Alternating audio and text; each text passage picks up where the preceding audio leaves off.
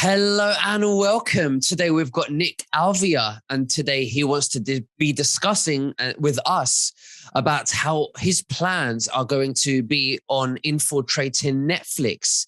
Now, just before we begin, you can subscribe to our Telegram channels and to nicholasveniamin.com for my free email updates.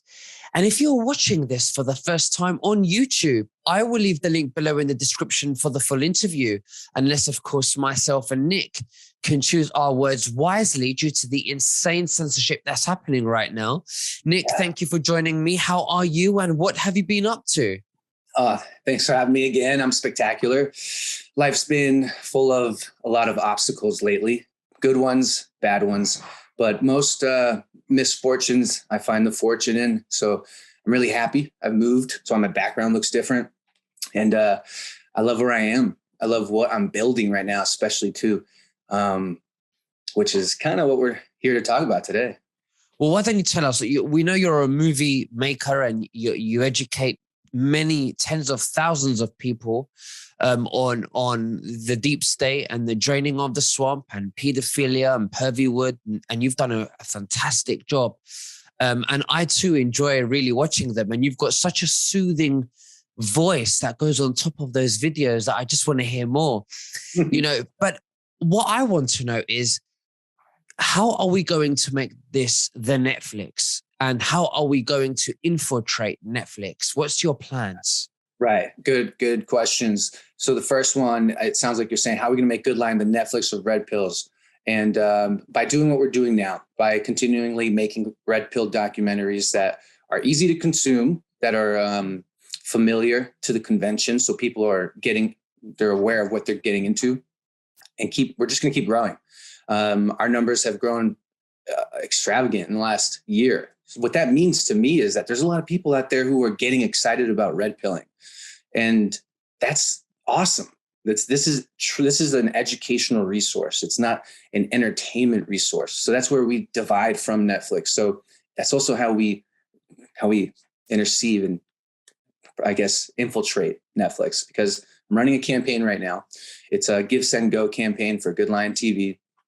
And in essence, there are 3 films on the roster that we have that we're fundraising for the right equipment, because what most people might not realize is you can't just grab let's say if anyone out there knows cameras, you can't grab a Blackmagic Cinema camera, film something and have it distributed on Netflix. They have a requirement of cameras that you must use.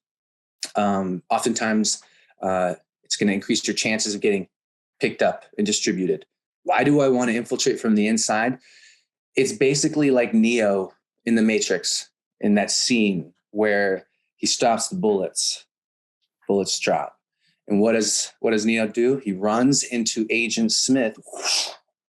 And then Agent Smith kind of has this like blurs coming out of his face and everything. And boom, Neo, it's coming out of him. And I think that's what we all got to do. When you look around and you see the Netflix and the newscast channels, CNN, all the crappy ones that are just brainwashing, what we've got to do is, we don't destroy them. You infiltrate. You go in and you blossom from the inside out. In the similar fashion, that's how they've taken control of everything. So we're just looking at their playbook and changing it from dark to light. Absolutely. Now, what do you think's going on with everything with Twitter and Elon Musk and, the whole politics that's going on right now? That's a great question. I find myself on the side of not wanting to pay attention to it because it's so everywhere. And when something is so everywhere, I'm wondering what's going on elsewhere. When it comes to Elon taking Twitter, I see a lot of people very happy about this free speech beacon coming and taking this corporation. But I don't trust Elon at all. And I am open to trusting Elon. And this is a great opportunity for me to see if I should. Because if he's a man of his word, then we're going to start seeing people's accounts being reinstated who were deleted. Because there were a lot of people's accounts, including Trump, Tucker Carlson, Project Veritas. If they all come back, all right, count me in. I'm in on Team Elon. But right now, I don't think that's happening. I don't think it's happening at all. Yeah. Okay. I don't know. I get a good feeling about Elon Musk. Let's see what happens. Like you said, we have to wait and see if he does stick to his word, and Yeah. only time will tell. But we're living in a time where, I mean, the mainstream media doesn't even like Elon Musk. It sounds like it, when they're saying that, you see the lefties on the television say, whoa, Elon Musk, wants to, he's a free speech advocate. So, and they're saying as if it's a bad thing that free speech comes with responsibility, because people are sheep. People don't like responsibility. They like to be led. They like everything done for them. They want an easy ride. And it's like, it's a privilege to have free speech. No, it's not. It's our God-given rights. Right. Yeah, exactly. Exactly. You So got to use all your powers responsibly. absolutely. I mean, you're a filmmaker, and being a filmmaker, especially when you're educating the masses on draining of the swamp and the truth of what's really going on from different topics, from Petergate to technologies to the financial system to blackmail, you have to keep on top of your research. You have to really make sure that you're always got new research, new content, you're keeping yourself up to date because you're constantly creating. So what are you creating now? What's on your list now? That's a great question. So if I've been doing this for enough time now where I can notice where if a topic is draining, it might take a couple films for me to realize it. And lately have found my biggest motivation has been trying to get the whole message clear about Ukraine and Russia. And I won't go in depth here because we really shouldn't. You guys can watch the latest movie I made is called The Rise and Fall of the Khazars. And that talks about the history of the cabal. You can see where the cabal had their stomping ground and how they expanded into the West and why, their motivation. And then there's 2 more episodes left in that series that will explain how we got to today with Putin and Zelensky. All right, so that's one project, that's one series. Then there's Pervywood, Ukraine. I'm making a Pervywood on Ukraine because even a country can be perverted.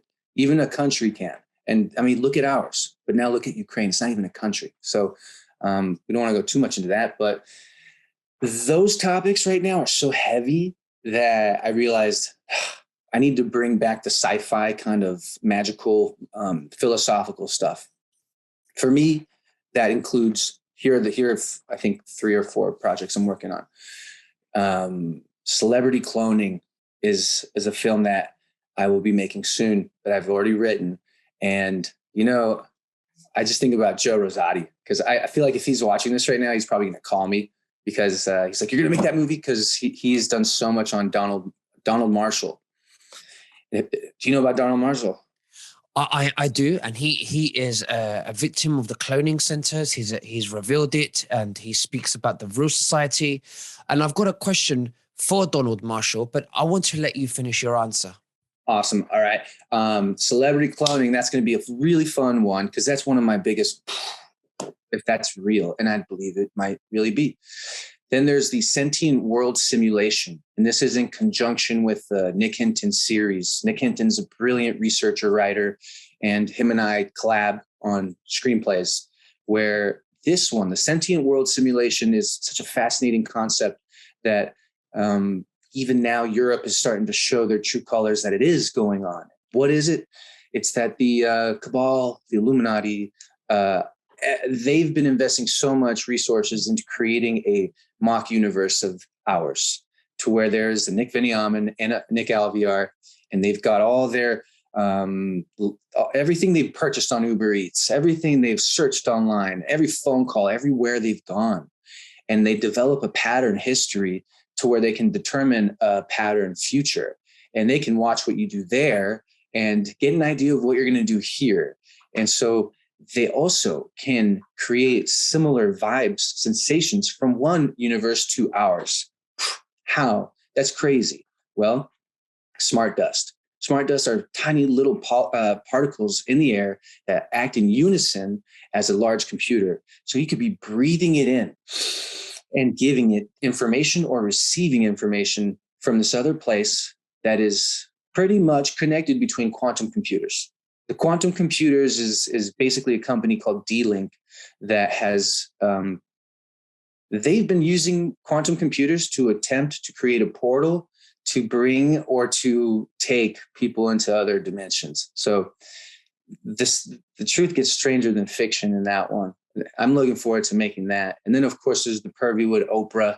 I gotta highlight how Oprah has been really, I want to get people trained to understand that the media is going to try and get you to look at people like heroes. When they do that, you should really start to question why. And for right now, that's all I want to cover for what's coming up. Yeah. So let's talk about my question about Donald Marshall is, how is he still a victim of the deep state? And is he still participating as a victim with the cloning centers? And if so, why haven't they killed him already if he's spoken out so much? Right. Because there have been others who have spoken up so much and been killed. Why not just kill him? Well, what I've heard, because he's been on a few podcasts, and we've tried to get him on the podcast. The word on the street from the last people who did a podcast with him was that when he does a podcast, he gets punished for it. And that's when he goes to sleep. I guess in the clone center, in the cloning facility where his true consciousness is, I guess, I'm not really too sure, they beat the crap out of him. And I might have butchered it. Joe Rosati knows better, but it seems like he's not comfortable to go on podcasts anymore because that may happen again. So it seems like he's under control. I heard that when he goes to sleep, the deep state or the cloning centers, which is the deep state, have the technology and the ability to take his consciousness when he's asleep and he goes into REM sleep, and it goes into the clone body, and then they torture him in the clone body. But again, I mean, I don't know exactly how this technology and how it all works, Yeah. But it's horrific, It's horrific. And it's something in me believes it's real. It's sci-fi. It sounds out of this world, but something in me believes it. When you start to see in this movie, celebrity cloning, we're going to look into celebrities like Britney and Britney Spears. When they're growing up and their music videos are very symbolic, and you wonder, why are we seeing a cloning facility music video here for a song that really has nothing to do with it at all? This is how they work. This is how the Satanists show their true colors. And then you look at Britney Spears now, and you see that she's out of her conservative ship, and she has some sense of freedom. What she's doing with that freedom, she's posting some of the most telling things on Instagram now, but yet she's also looking kind of crazy. And I don't mean physically, she's just kind of acting wild and crazy. Like maybe the chains are gone for real, or maybe she's a clone. I don't know. So the hole goes deep on that one. That'd be great if you got Donald on your show, man.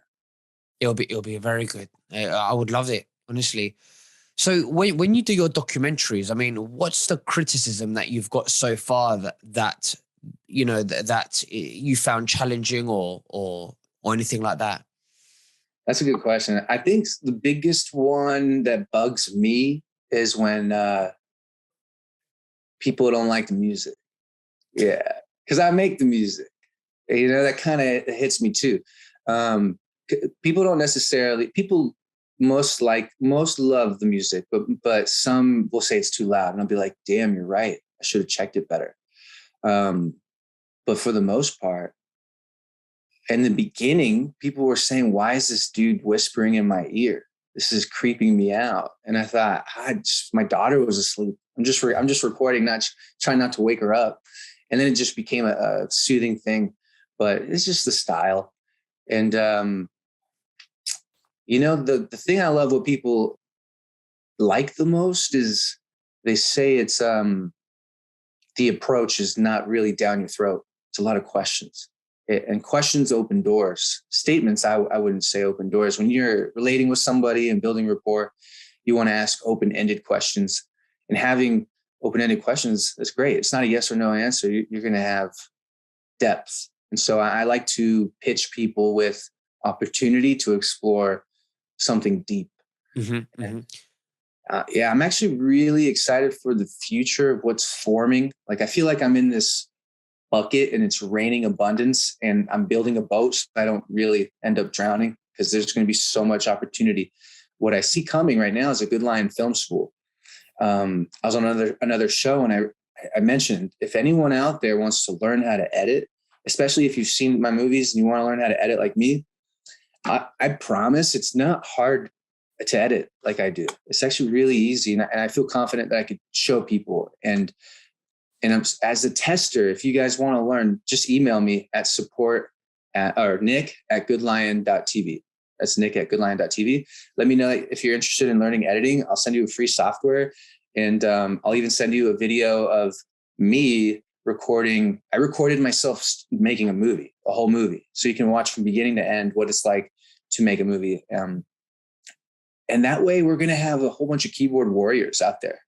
We're going to have a ton of people making movies like this. And then I can also devote more of my personal resources to making larger films. Like, I'm really excited about this film coming up about this kid, Brandon, man.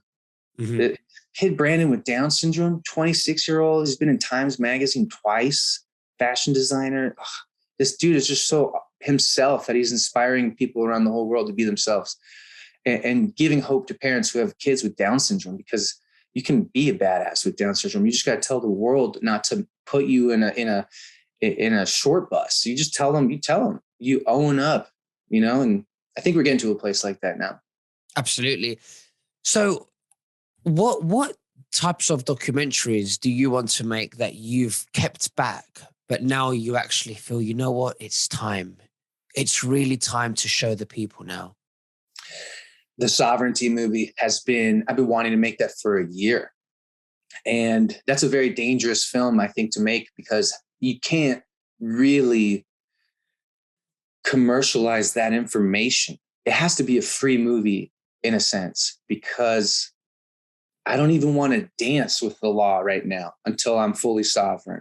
Mm-hmm. I'm on probation, I was at the Capitol. If no one knows, I was there filming the whole thing. And I also smoked weed there, and I got in trouble for it. I went to jail for 45 days. But the film that most people have no idea, that the way out of this whole matrix is becoming a sovereign citizen. Well, you're absolutely right. But you have to remind the viewers, because there are some people watching this for the first time, Nick, and they don't know you. But not only are you a film documentary producer and, writer, but also you were framed by the deep state, because you are a Trump supporter, to frame you as this bad, as Trump supporters are bad, and it was propaganda. And there were other people smoking as well who were fine. I'm not an advocate of smoking, but there are many worse, more things you could have done, or someone can do to go to prison. But that was a deep state plant to use you as propaganda, to put you on the television, to make you look like a Trump supporters are bad, and that, it's dangerous, and it all part of the January the 6th, hoax, if you like. Yeah, absolutely. For those who haven't heard my story yet, because you have a constantly growing channel, so I understand. So I was, in a sense, framed. When it came to the prosecution and myself presenting evidence, they presented false evidence that I had real evidence to counter with, such as the videos from my camera phone that they took. So they thought they had it, but I backed it up right away. And so, I was in the HBO film 4 Hours at the Capitol. And in essence, the film depicts everything from my perspective. I had a great time there. It was chaotic. I got shot a few times by rubber bullets, tear gas all over the place. I saw a lot of injuries, saw a lot of blood. Like people's heads were, because, police were getting aggressive. But from where I ended up under the rotunda, where they filmed me, and the video got 7 million views, to me, it was a beautiful experience to see people get together, rejoice, and stand for something, not with violence at all. But in the movie, you get to see what was happening I don't know, maybe 500 feet in the center of the building, chaos, pure chaos. No one was celebrating. People were fighting. It was cops versus Trump supporters. I disavow all of that. That's why I wasn't there. It's not like anyone knew that was going to happen there, but it happened. And yeah, so I went to jail for 45 days because my brother told the FBI my name. And my brother's my huge, jealous arch nemesis who just wants to ruin everything I've done because he's jealous. And I never hated him for it because I was supposed to go. I went, first jail I was in was on Godwin Street. And that's like cute. That's, for me, I thought I should pay attention. That's where I learned about sovereignty. There was a dude in there who came in about a week and a half, maybe 2 that I was in there. And he was carrying a huge laundry basket of stuff. I'm like, why is this guy carrying all this stuff around? And he had a breathing machine and he was heavy. And I thought, this guy's like my brother. My brother's heavy and has a breathing machine. And then this guy ends up hearing me say something. And he goes, did you say you make conspiracy films? I was like, yeah, what's up? It's like, what do you know about Black's Law Dictionary? And I didn't know anything about it. And so what that is, it shows all the definitions of the real law. Mm-hmm. And he shows me, and then he starts telling me about sovereignty and how we could get out of the system correctly. And it blew my mind. It blew my mind. And he became a good friend to the point where when I left that jail, I was crying in my heart and a few tears. And I thought, don't cry around all these dudes. What are you doing? Why are you crying leaving a jail like you're sad? Because I had a good time there. And so the rest of the journey was not a good time. It was from one jail to the next. And one jail I almost got beat up in by a bunch of BLMers. And then the last jail was the cap where there are still patriots in jail. I was at that jail for a week and a half, and they're still there 15 months in the most hostile environments. This story with the J6ers right now goes deep, very deep, to the point where right now NPR interviewed anonymously a handful of them in there, and they're spilling the beans on the drama that's going on. What is that drama? Someone successfully fundraised over $1 million and is not distributing the money fairly to all of the people in there. And they're starting to make an uproar about it. And now it's officially out. So the person has been called out. I'm not here to say their name, but hopefully it makes a difference. And we can see some of those funds get distributed evenly, because everyone in there is not even sure who's Antifa and who's not. Like, that's become a thing in there. And some people are suspecting that maybe some of the Trump supporters in there aren't actually Trump supporters, that they're Antifa and they're on purpose. Like, I don't know how deep the deep state goes with this, but man, I can't wait to the day where we all are accepting awards for this, because we're starting to see left and right more evidence come out about the election. We can't say it's this or that on the tube, but we're seeing more things come out about it. And that's also another movie that I can't wait to make, because I've found such a good resource that presents so much video that it's undeniable. Well, I really look forward to more of your videos. You're doing a great job in educating the masses, definitely, Nick. And you've had great experience that's taught you a lot. You've been through challenges. I would love to put your links below so that people can have a look about what you do, and you're doing fantastic. So Nick Alvear, it's been great. Is there anything else that you'd like to say to the viewers before we finish? Yeah. If you have any ideas, guys, that if you have any ideas of movies you want to make, if you have any one of interest, I know some of you have already reached out, and I'm developing a team to follow up with you guys, because there's a lot of ideas out there, and there's a big team I want to make. So if you're a videographer, whatever, if you're feeling the call, hit me up. It's nick@goodlion.tv, and let's create the new wave, new Hollywood. Absolutely. Well, thank you, Nick Alvear. We'll speak very soon again. God bless you. Bye-bye. Awesome. God bless you, bro.